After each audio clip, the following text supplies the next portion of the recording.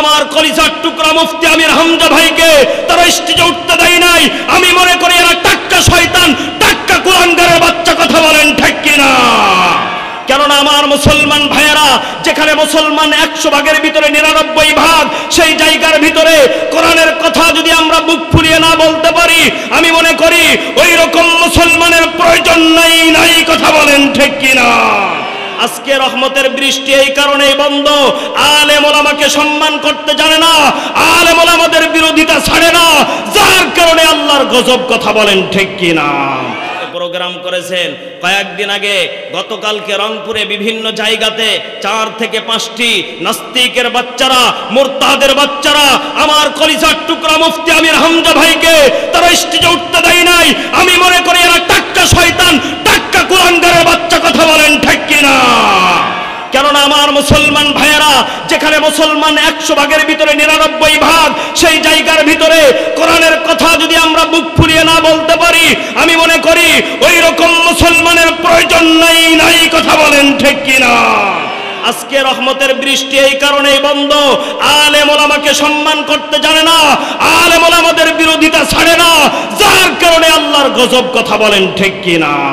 আমার নবীর সম্মান নিয়ে যারা খেলা করতে চাই, আমার নবীকে নিয়ে যারা বেইজ্জত করতে চাই, আমার নবীকে নিয়ে যারা কটূক্তি করতে চাই, আমার নবীর ইজ্জতকে যারা বিলীন করে দিতে চাই, তাদেরকে আমরা মুসলমান আমাদের দেহে রক্ত থাকা পর্যন্ত আমরা এই বাংলার জমিনে ঠাঁই দিব না। কারা কারা রাজি আছেন বিপ্লবী কণ্ঠে একটু তাকবীর দিয়ে বলেন ঠিক কিনা?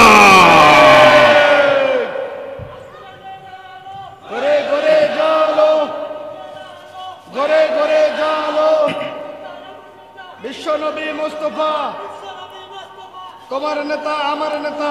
আলহামদুলিল্লাহ। বিপ্লব মানে জীবন দেওয়া, বসে থাকা নয়, সে কোনদিন আসবে না রে করহ যদি ভয়। ঠিক না? বিপ্লব মানে জীবন দেওয়া, বসে থাকা নয়, সে কোনদিন আসবে না রে করহ যদি ভয়। আসবে বিজয় রক্ত আর জীবনের বিনিময়, আসবে বিজয় রক্ত আর জীবনের বিনিময়। বিপ্লব মানে জীবন দেওয়া, বসে থাকা নয়, সে কোনদিন আসবে না রে করহ যদি ভয়। বিপ্লব মানে জীবন দেওয়া, বসে থাকা নয়, সে কোনদিন আসবে না রে করহ যদি ভয়। কথা বলেন ঠিক কিনা? এজন্য আমার কলিজার টুকরা বাবাসিরা, আমাদের সকলকেই ওই আল্লাহর কাছে লাখো কোটি শুকরিয়া আদায় করা দরকার আছে না নেই? আমার কলিজার টুকরা বাবাসিরা, আসলে দুঃখজনক হলো, এটা সত্য কথা। সেদিন দেখলাম দিনাজপুরে কোন বা জায়গাতে, আপনাদের এই সদরের ভিতরে দেখলাম ব্যাঙের বিয়া দিচ্ছে বৃষ্টির জন্য। নাউজুবিল্লাহ বলেন না কি চেয়ারম্যান সাহেব, দেখছেন নি? ব্যাঙের বিয়া দিচ্ছে। কি ব্যাঙ চেনেন?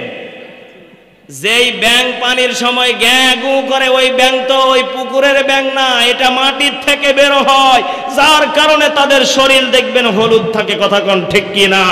আর আজকে পুকুরের ব্যাঙ ধরে বিয়া দিয়া কয় আল্লাহর বৃষ্টি নামবো, ও ছাতার কারণে আরো গজব নামবো। কথা কোন ঠিক কিনা? এই জন্য আমার কলিজার টুকরা বাবাজিরা, এই সমস্ত শিরিক বেদাত এইগুলি থেকে আমাদেরকে হেফাজত থাকা দরকার আছে না নাই? আরো জোরে বলেন আছে না নাই?